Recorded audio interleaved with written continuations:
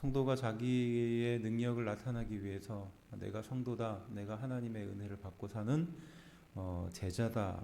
이 능력이 나타나기 위해서 무엇이 필요할까? 반대로 보면 어떻게 보면 우리 성도들이 좀 무기력한 상태로 살아가는 그런 일이 많지 않을까? 죄에 억눌리기도 하고 또 주변의 환경이나 여건에 많이 움츠러들기도 하고 또 당장 내가 가진 것이 없어서 눈치를 보게 되기도 하는 것 같습니다. 아무래도 계산기를 두드리다 보면 내가 가진 것은 이만큼이고 또 내가 앞으로 해야 할 것은 이만큼인데 이게 맞지 않는 경우가 많잖아요. 그러면 이걸 어떻게 채워야 되나, 어떻게 감당해야 되나 그런 걱정부터 드는 게 사실입니다. 우리는 어떤 일을 뛰어들 때 그 뛰어들 일에 대해서 계산을 하게 되죠. 너무나 당연한 겁니다. 또 당시에 어떤 이 배경이 있었느냐 하면요.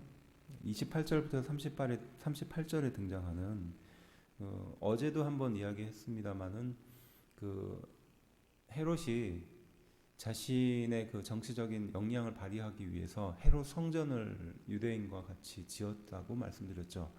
그런데 짓다가 이제 실로암 못 가까운 곳에 망대를 짓기 위해서 돈을 유용해가지고 망대를 짓다가 그 망대가 무너져 버려요. 그게 사람들에게 큰 화제거리가 되고 또 그때 죽은 18명이 과연 하나님의 뜻으로 아니면 그 사람이 무엇인가 잘못을 해서 죽었느냐 뭐 이런 문제들이 떠오르게 되는 어제 말씀을 드렸죠.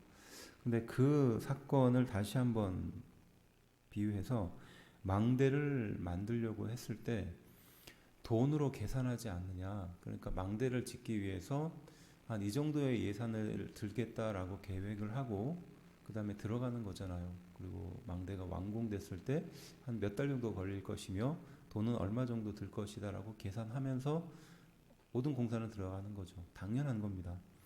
또 31절부터 32절에 나오는 건요. 전쟁에서 싸움의 일을 가지고 또 비유하는데요. 가령 어떤 전쟁을 치러요. 그러면 제일 먼저 할 일이 뭘까요?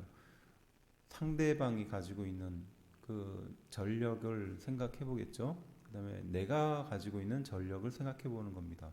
그래서 이 싸움을 해야 될지 말아야 될지 고민을 하고 결정을 하면서 전쟁을 하거나 혹은 다른 방법으로.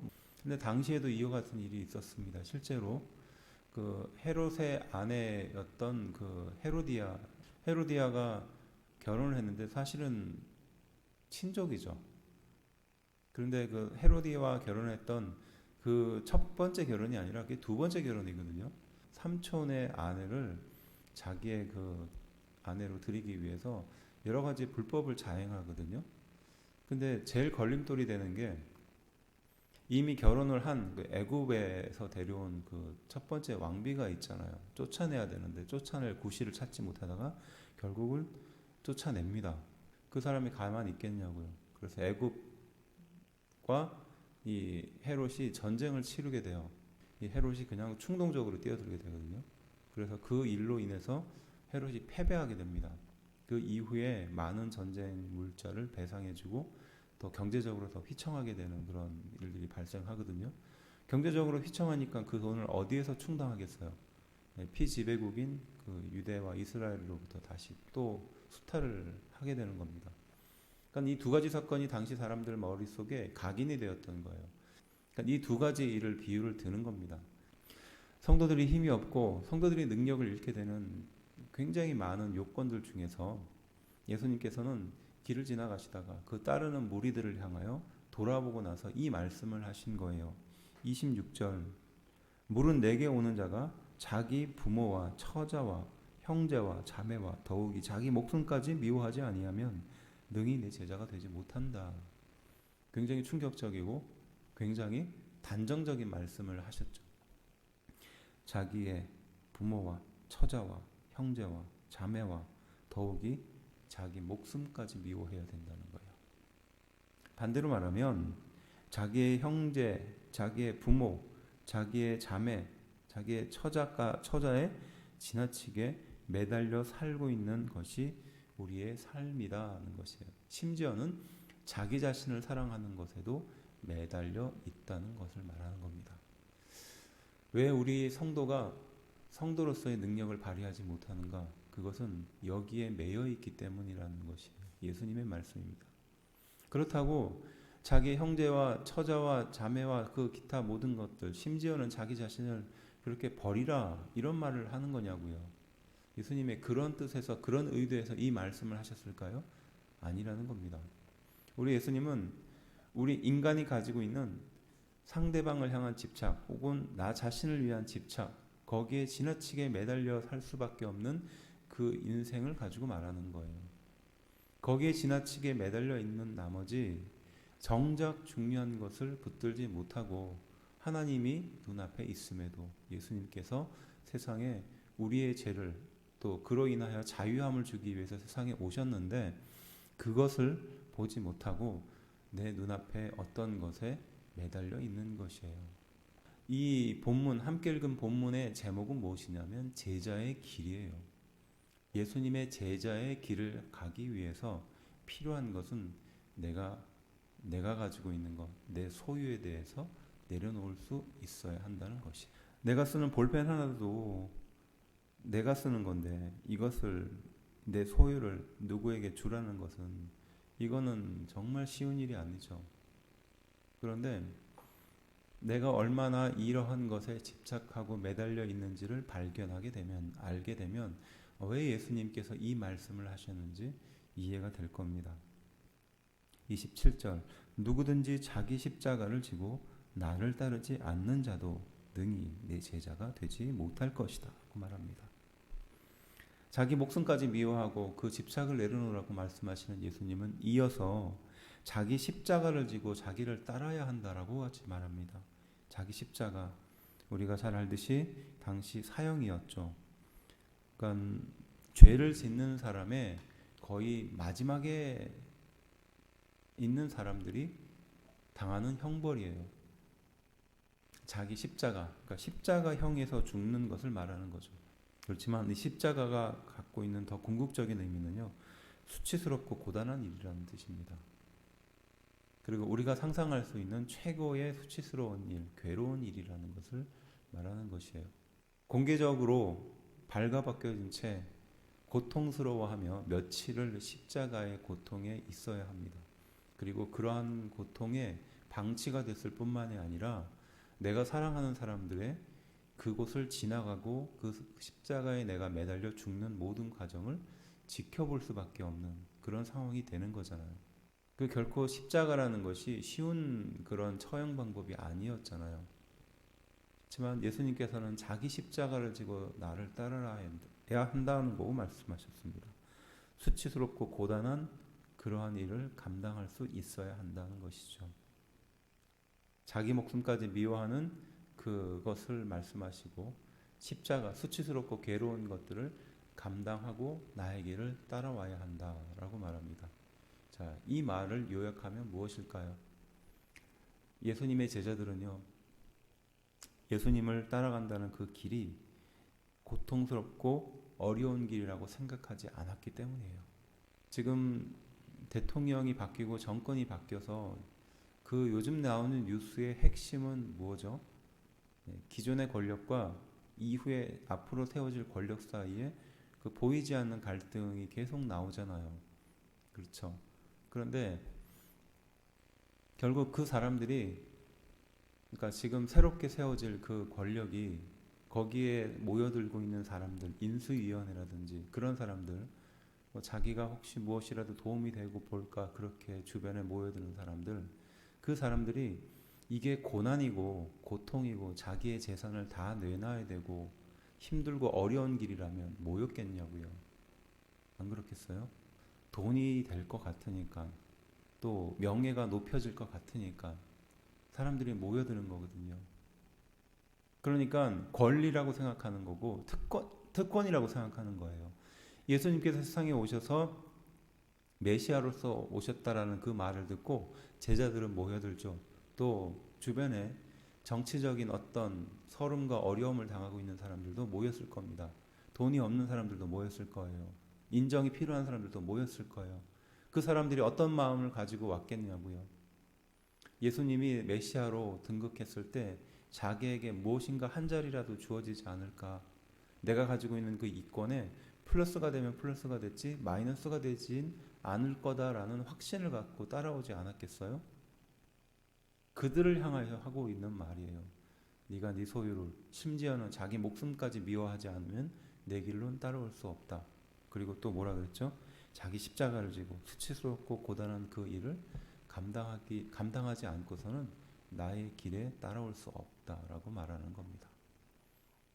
우리가 비유하자면요, 적용하자면 내가 신앙생활을 하는데 나의 신앙생활에 플러스가 되는 것만 바라보면서 신앙생활을 해서는 안 된다는 거예요. 소위 그런 환상을 가지고 신앙생활을 하면은 정말 위험하다는 거죠. 우리 그런 얘기 많이 하잖아요. 교회 나왔는데 잘 돼야 된다고, 내가 하는 사업도 잘 돼야 되고.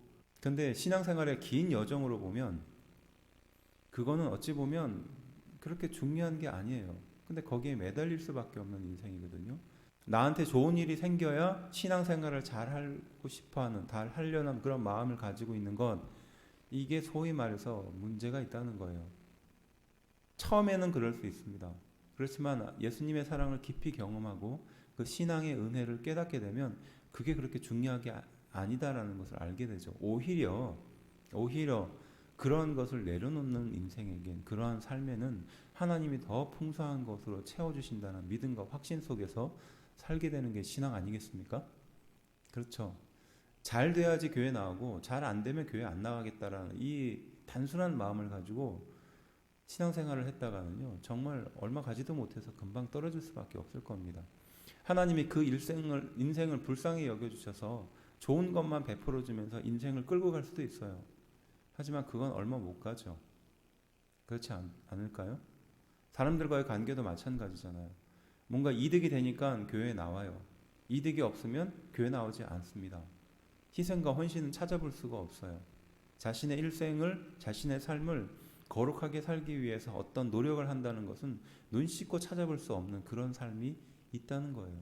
그런 성도도 있다는 겁니다. 심지어는 예수님의 제자들도 그런 사람이 있었다는 거예요. 소유를 포기하는 것, 이익을 포기하는 것은 결코 쉬운 것이 아닙니다. 손해보고 그 일을 해라? 네, 결코 쉬운 일이 아니죠. 내가 정말로 헌신하고 내가 정말로 이 일을 통해서 기쁨을 알겠다, 깨닫겠다, 그래서 나오는 사람과 이것에 대해서 보상을 받으려고 하는 마음은 완전히 달라져요. 그 길이. 지금 제자들의 가장 문제점은 내가 지금 하고 있는 이 일의 헌신에 대한 보상이 마음이 컸던 거죠. 그렇지만 예수님은 그들의 중심을 알아보시고 하시는 말씀이에요. 네가 가지고 있는 소유, 심지어는 자기 목숨까지 미워하지 않으면 나의 길을 따라올 수 없다. 또 수치스럽고 고단한 그 일을 생각하지 않으면 나의 제자가 될 수 없다라고 말씀하시는 거예요. 그래서 33절은 이렇게 말합니다. 이와 같이 너희 중에 누구든지 자기의 모든 소유를 버리지 아니하면 능히 내 제자가 되지 못할 것이다 라고 말합니다. 자기의 소유를 버리라 라고 말합니다. 그러면서 34절, 소금이 좋은 것이나 소금도 만일 그 맛을 잃으면 무엇으로 짜게 하리요 라고 말합니다. 우리 마음의 소유, 내가 무엇인가 이루겠다라는 그것, 그리고 무엇인가 내가 하는 일에 대해서 정당한 보상을 받겠다라는 그 마음이 결국 우리를 이렇게 바른 신앙생활로 이끌지 못한다는 것이에요. 우리를 자꾸 돌아보게 만들고 우리가 하고 있는 일에 대한 보상을 생각하게 만든다는 것이죠. 결국 그것이 소금의 맛을 잃게 하는 결정적인 계기가 된다는 것을 말하는 것입니다. 사람이 참 간사한 게요, 자기가 한 노력에 대해서 정당한 보상을 받고 싶어하는 것이 어찌 보면 당연한 것이지만 당장 눈앞에 그 보상이 주어지지 않으면 참 실망이라는 것이 있습니다. 내가 이만큼 노력했는데 그에 합당하도록 내 인생이 풍성해져야 된다라는 그 마음속에 그게 늘 있는 것 같아요. 저도 그런 것 같습니다. 내가 이렇게 열심히 전도를 했는데, 내가 이렇게 열심히 헌신을 했는데 그 결과나 그 보상이 그만큼 따르지 않을 때 실망과 좌절감은 이루 말할 수가 없죠. 그런데 가만히 생각해 보면 내가 무엇을 얻으려고, 어떠한 풍성함 속에서 살려고 이 일을 하고 있는가, 그렇게 생각하다 보면요, 결국은 하나님의 은혜가 아니고서는 하루도 살아갈 수 없는 인생이다라는 것을 깨닫게 되는 거예요. 내가 이렇게 생각할 수 있고 무엇인가 할 수 있고 이 모든 것들이 결국은 하나님의 은혜고 하나님의 능력이다라는 것을 인정할 수밖에 없는 것입니다. 그리고 나서 나에게 주어진 조건들을 감사하며 돌아볼 수 있게 되는 것 같아요. 쉽게 말해서 머릿속에 계산을 많이 하면 할수록 내 인생은 더욱더 궁핍해집니다. 그런데 그 계산을 좀 내려놓으면 상대적으로 좀 평안해져요. 하나님이 내 인생을 계산기로 두드린다면 어떨까요? 우리는 우리 나름대로 계산한다 했지만 결국은 내가 소중하게 여기는 것과 하나님이 소중하게 여기는 것이 다르다면 이건 맞지 않는 일이잖아요. 결국 하나님께서 우리에게 주시는 말씀의 은혜는요, 내가 가지고 있는 그 죄악으로부터 시작된 그 많은 것들을 내려놓는 과정이 우리의 신앙생활인 것 같습니다. 잘 안 되지만, 쉽지 않지만 자꾸 내려놓는 연습을 하고 또 그 일을 통해서 경험치를 쌓아가야 그것이 우리의 신앙생활로 잘 자리 잡는 것 같아요. 돈이 없어요. 그러면 돈이 없으면 어떻게 될까요? 네, 돈이 필요하다라고 기도하고 매달려야 됩니다. 주변에 돈을 꾸고 돈이 나올 만한 구멍을 찾잖아요. 그러면 필연적으로 돈이 나오지 않습니다. 그런 것 같아요. 그래서 결국은 내가 내려놓고 내가 포기하고 내가 하나님께 맡기면 그 모든 것들을 이루어 가시는구나. 혹은 지금은 포기하는 것처럼 하나님이 이끌어 가시지만 결국은 기가 막힌 방법으로 하나님이 이루어 가시는구나. 또 내가 생각하지 못했던 그 방법으로 더 아름답게 이루어 가시는구나라는 경험이 쌓여야 한다는 거죠. 하지만 그 길을 가기 위해서는 포기하고 또 수치스럽고 고단한 길을 생각하고 예상하고 가야 한다는 것입니다. 이것이 제자의 길이고 성도의 길이라는 것이에요. 그러니까 결코 영광만 취하지 않고 잘 되는 것만 취하지 않고 가야 할 길이라는 겁니다. 하지만 제자의 길을 하나님께서 인도해 주시지 않을까요? 소금이 그 맛을 잃지 않는 것처럼 우리에게 그 능력을 나타내 주지 않을까요? 돈이 없어도 그 일을 할 수 있다. 혹은 능력이 없어도 그 일을 할 수 있다. 실력이 없어도 그 일을 감당할 수 있다. 예수님께서는 바로 그 길을 가게 하시지 않을까요?